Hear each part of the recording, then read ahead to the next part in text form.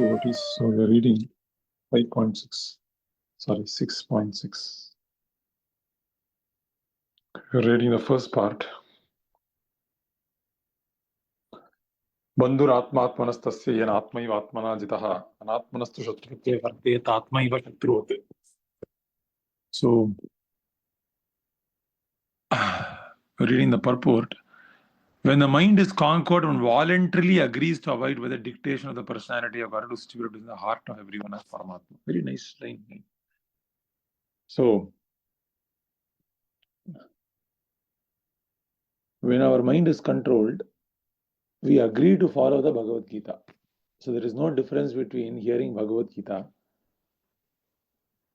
we are reading Bhagavad Gita, or hearing from Paramatma directly from the heart as Narayana. There is no difference. So the stage of having controlled the mind is basically the stage where we think, yeah, this makes sense. Yeah, this is the real thing to do. Our mind completely agrees that Bhagavad Gita is the most sensible thing to do. Surrender to Krishna is the it's a natural position. What is there? In this way, who will feel?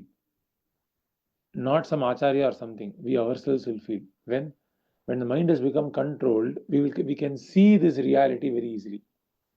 But because of rajastamo bhavaha, rajoguna and tamoguna, we think right now as if we have an interest separate from what Krishna is telling in the Bhagavad Gita. This is called Maya. You see? So we voluntarily agree to abide by the dictation. Very nice point. And what does real yoga practice means? It entails building the Paramatma within the heart and following his dictation. So Prabhupada says one of his morning conversations. In the advanced stage, we can actually hear Krishna directly. There is no necessity of hearing or taking instruction from the spiritual master externally. Because we can hear the voice of Paramatma directly from inside. But we are not at that stage right now, like that. For one who takes to Krishna consciousness suddenly, perfect surrender to the dictation of the Lord follows automatically. So, very simple point actually. What is mercy? The mercy means we are able to like what Krishna is telling. If you have started to like what I'm hearing in Bhagavad Gita, I'm starting to like following Bhagavad Gita more and more and more. The idea of following Bhagavad Gita more and more and more, surrendering to Krishna more and more and more, giving up my false ego more and more and more, excites me, enthralls me, invites me. Surrender appears very inviting. Bhakti appears very, very satisfying to the heart. Even the idea of doing bhakti continuously is very attractive. When we feel like that, then that means whatever activity while performing, we are feeling that, then definitely that activity or the sadhu who's causing that mood, we should surrender to that sadhu, for sure. For sure. Right? So this is called mercy. Mercy means that we feel invited by the prospect of surrender. At that point of time, mind is automatically controlled. So the mind can be most easily controlled when we are controlled by the love of a sadhu. This is how Srila Prabhupada controlled so many people. Everyone agreed to follow Prabhupada in a matter of moments. Whatever Prabhupada said, devotees were ready to go from India to Japan, US to China, India to Pakistan, even die. How? Did Prabhupada bribe them, brainwash them? What was it? Because Srila Prabhupada conquered these devotees by his, by attracted to himself by his love, actually. You see? So the only way we can actually make very easy advancement in Krishna consciousness. Tadeva sadhushu kritaha mokshadvaram apavritam. I mentioned this shloka many times. Tadeva sadhushu kritaha. If you do it through a sadhu, prasangam adaram hi pasham. Atmana kavayo viduhu. So prasangam adaram pasham. So it is attachment is very bad. But attachment to a sadhu's lotus feet, to Guru Pada Padma, to the lotus feet of a sadhu, If there is some rati, if there is some hope, if there is some shraddha, if there is meditation on the Guru Mahatmyam, Shri Guru Pada Padma Mahatmyam, then what happens? Then it becomes very ye samashrita ye padapallava plaham mahatpada punya shomurare bhavam buddhi vatsa padam param padam padam padam yat vipadam na tesham yat pada pallava vilasa. We read that works, right? Comes in the nectar of devotion. Trying to get the shloka. Yat pada pankaja palasa vilasa bhaktya karmashayam gartitam udgratayanti santah tadvanna rikta matayo yadayopi ruddha shroto ganastamaranam bhaja vasudevam. So, palasa vilasa bhaktya. Palasha. Palasha means what? Like this beautiful petals, like lotus-like petals. Pankaja palasha. Vilasa. So he takes a residence there. Where is his vilasam? Pada pankaja vilasha. Sorry, pada pankaja palasha. The lotus feet of the Lord is his vilasam. Where do you reside? I reside in the lotus feet of the Lord. So one who started to like Krishna consciousness, like the lotus feet of the spiritual master, then for him, Krishna consciousness, the mind becomes very easily conquered. Somehow we have to find a way, an easy way to conquer the mind. If you don't conquer the mind immediately, then the process will appear very difficult. But if we learn this way of immediately trying to conquer the mind, then Krishna consciousness will become very easy. So if you delay this, for instance, if my mind is telling, do X, do X, do X, do X, do something, worried about something. So by doing some activity or worshipping a sadhu or meditation or whatever it is, by Guru Nishtha, immediately we are trying to reverse the condition 180 degree. If you're able to reverse that, it could be someone is saying, I'll just stand one round of Hare Krishna mantra and vanished. Or if someone is telling, I'm just going to meditate on the glory of my spiritual master, I'll become more grateful to my spiritual master, meditate on his lotus feet, I'll pray to him. Then by that he is conquering. Okay, very nice. Or he thinks, okay, I'm going to chant more rounds, I'm going to go to association of a sadhu, I'm going to hear this lecture. Somehow, something, whatever, wherever we have our faith, or I'm going to maybe sing some Vaishnava bhajans, or I'm going to meditate on philosophy, or some people like writing. Like you write to Krishna, you write some love letter to Krishna, express your heartfelt feelings to Krishna.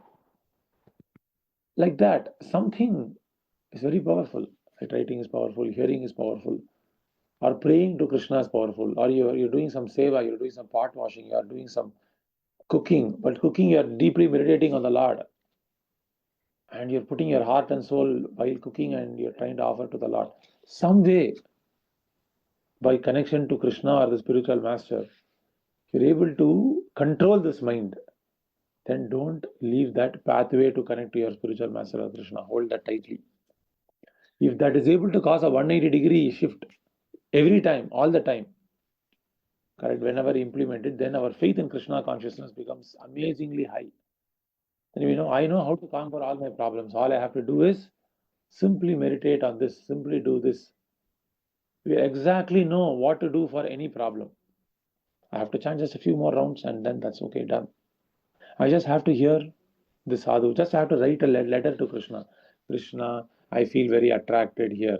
I feel very compelled to do this. Myself, I'm very fallen. I don't have anything. Please help me, Krishna. You're very dear to me. I'm very dear to you. But I'm very... In this way, you write a letter to Krishna, love letter to Krishna. Do it for like 5-10 minutes. A letter of dependence to Krishna. So somehow or the other, we have to find this will change from person to person. Okay, I mean, honestly speaking, this will change from person to person. And once you find this in Krishna consciousness, right, in your whole journey, then you are settled in Krishna consciousness. You are like done. You are more or less like you can figure out your way. You don't have to. You will not get afraid. You will not get threatened. You will not become anxious because you know exactly. If I go astray, what I need to do. One devotee told me actually. He said, Prabhu, I fell down in Krishna consciousness, which means I didn't want to do something, I did it. And exactly I know what to do to come back. He said, I fell down because, I chanted 16 rounds. And maybe Krishna was not happy with my bhav, that's why I fell down. I'm going to please Krishna right now with increased devotional service now, today. What am I going to do? I'm going to do 32 rounds. I'm going to do 32 rounds for 1 week. Because I chanted 16 rounds and Krishna was not pleased because my bhav is not right, maybe. That is why I fell down. If I fell down means Krishna is not happy with me. Somehow my bhav is not right. Or else how would Krishna let me fall down? He will not. Somehow my bhav is not right. So I'm going to chant 32 rounds for a whole week. And I want to please Krishna by this activity.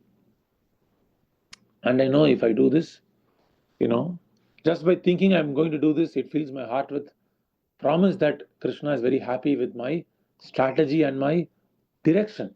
I'm not trying to think, oh, I fell down, I'm a very bad devotee, I'm doomed. No, something I'm doing wrong. My bhav is not right. My attitude is not right. I'm not sufficiently attached to Krishna. I'm going to increase to 32 rounds. Or, I just extended that same argument. I said, okay, very nice. I'm going to give up this activity. So whenever we are feeling very weak in Krishna consciousness, that means our mind is becoming a little uncontrolled. Now we should not think, I'm feeling very weak, I'm a very bad person. No. I'm feeling very weak means what? Somehow I'm not accessing Krishna. So what should I do? Try harder, give up something more for Krishna. Read more, hear more, chant more, serve more devotees, offer more obeisances. Man manabhava madbhaktaha madhyaji mam namaskuru. Man manabhava is very difficult. To remember Krishna always is very difficult. Man manabhava madbhaktaha. To become a devotee. When can we remember Krishna? When we become Krishna's devotee. When can we call ourselves a devotee? Madhyaji. We must sacrifice for Krishna.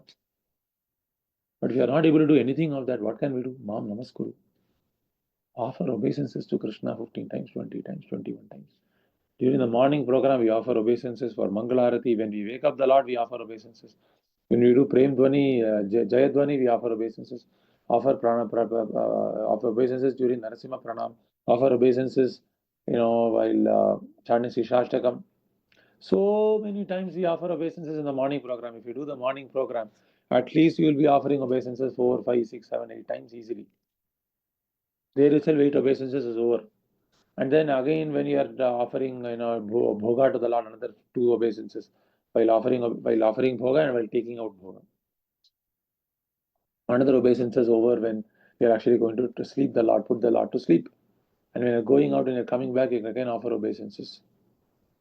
In this way, when we more and more and more offer obeisances to the Lord, then Maham Namaskuru, it is very difficult. It is very easy. Mad Bhaktaha, Madmana Bhava, Madhyaji, it might be difficult in the beginning. But Maham Namaskuru is very easy. Maham Namaskuru is very easy. So when you do Maham Namaskuru, then you can become Madhyaji, then Madhyaji, you can become Madbhaktaha, then Madbhaktaha, then you can become Madmana. This way, we can remember Krishna always, That is the way to control the mind. To control the mind means we have to find our own path in Krishna consciousness. Find our own liking in Krishna consciousness. Each one's liking will be different. It won't be the same. Some devotees might like to go on book distribution. Some devotees like to speak nicely. Some devotees like to do seva in the temple. Some devotees like to cook for Bhakti Vriksha. Everyone's. And that seva is very natural. Everyone likes something. Right? They're naturally inclined to do something. That's very natural. But we must develop the intensity of bhav. And the intensity of bhav is cultivated during chanting. So I'll stop here. Any questions or comments are welcome. Thank you, devotees. Hare Krishna.